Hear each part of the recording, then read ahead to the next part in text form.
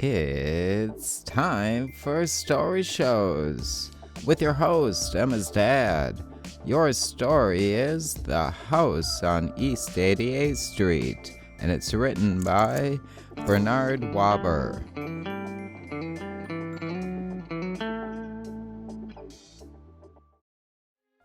This is the house on East 88th Street. It is empty now, but it won't be for long. Strange sounds come from the house. Can you hear them? Listen. Swish, swash, splash, swoosh.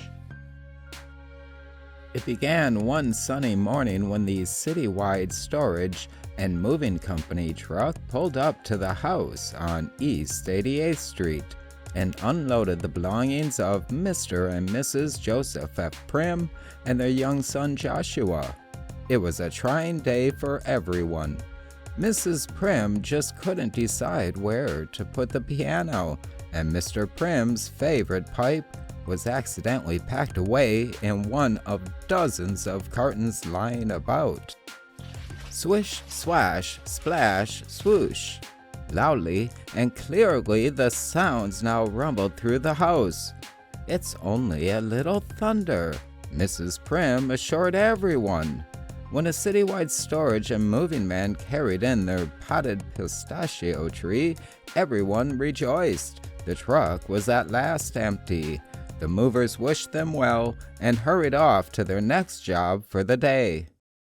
"Now I'm going to prepare our lunch," announced Mrs. Prim. "But first, I want to go upstairs and wash these grimy hands." Swish, swash, splash, swoosh. A puzzled Mrs. Prim stopped to listen. By and by, her ears directed her to the bathroom door. What can it be? She asked herself as she opened the door. What she saw made her slam it quickly shut. Mrs. Prim knew she was going to scream and just waited for it to happen. But she couldn't scream. She could scarcely even talk. The most Mrs. Prim was able to manage was the sharp, hoarse whisper of a voice what she used to call Mr. Prim. "Joseph," she said, "there's a crocodile in our bathtub." Mr. Prim looked into the bathroom. The next moment found them flying off in different directions. "Help! Help!" Mrs. Prim cried out as she struggled with the window stuck with fresh paint. "Operator! Operator!" Mr. Prim shouted into the telephone, and then he remembered that it was not yet connected. Joshua, who had heard everything, raced to the front door to be greeted there by an oddly dressed man who handed him a note. "This will explain everything about the crocodile," said the man, leaving quietly but swiftly. "Please be kind to my crocodile. He is the most gentle of creatures and would not do harm to a flea.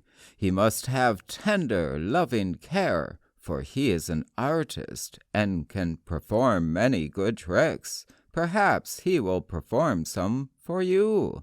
I shall return.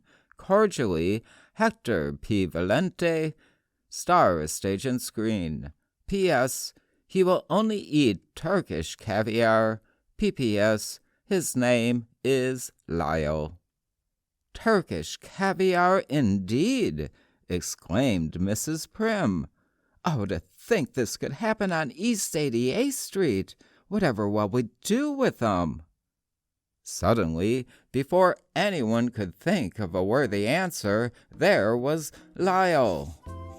And just as suddenly, he got hold of a ball that had been lying among Joshua's belongings, began to balance it on his nose, and roll it down the notches of his spine. Now he was walking on his front feet, and taking flying leaps.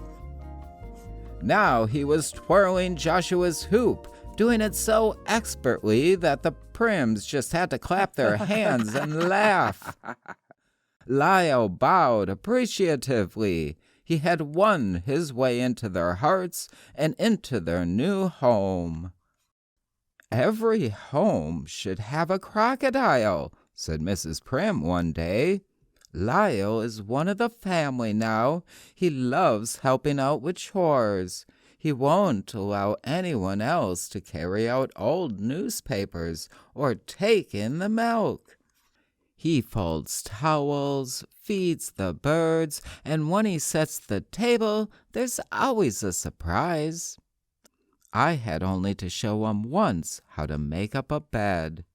People everywhere stop to talk with him. They say he's the nicest crocodile they ever met. Lyle likes to play in the park. He always goes once around in the pony cart. And now he has learned to eat something besides Turkish caviar. Lyle is a good sport. Everyone wants him to play on his side. He is wonderful company. We take him everywhere.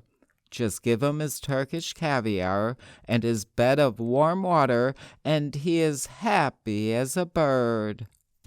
One day, a brass band paraded past the house on East 88th Street. The Prim family rushed to the window to watch. They called for Lyle, but there was no answer. "Look," someone pointed out, "it's Lyle. He's in the parade." There was Lyle, doing his specialty of somersault, flying leaps, walking on front feet, and taking bows, just as he did the first day they laid eyes on him.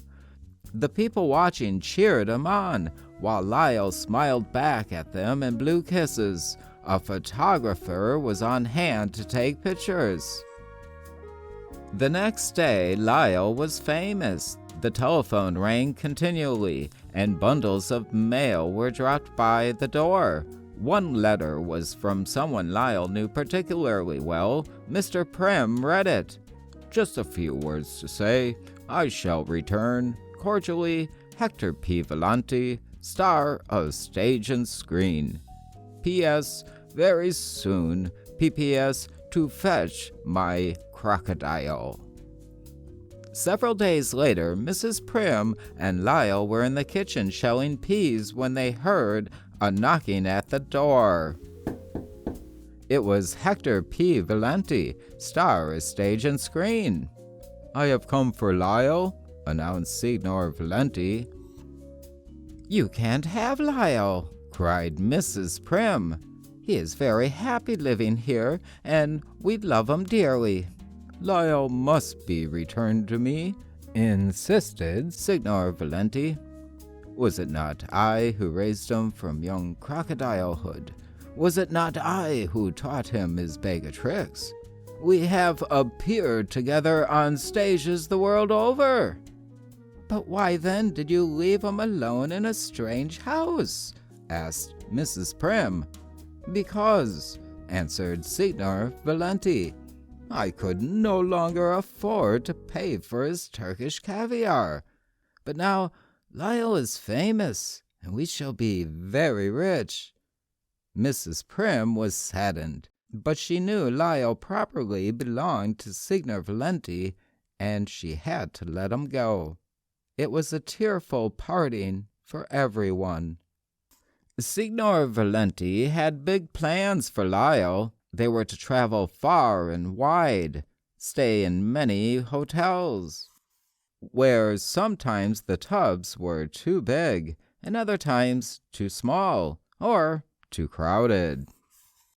Signor Volante did what he could to coax a smile from Lyle. He tried making funny faces at him. He stood on his head. He tickled his toes and told him uproarious stories that in happier days would have Lyle doubled over with laughter.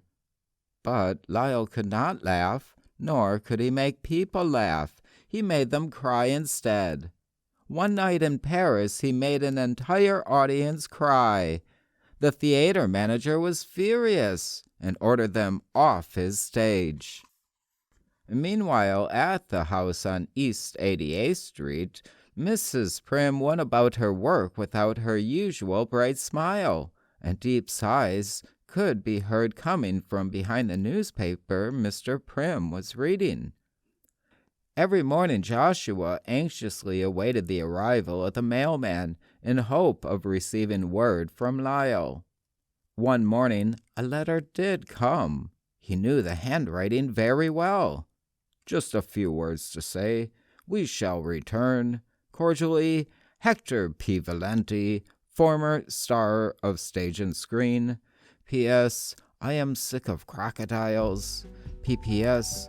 and the tears of crocodiles." Not too many days after, the Prims were delighted to find Hector P. Valenti and Lyle at their door.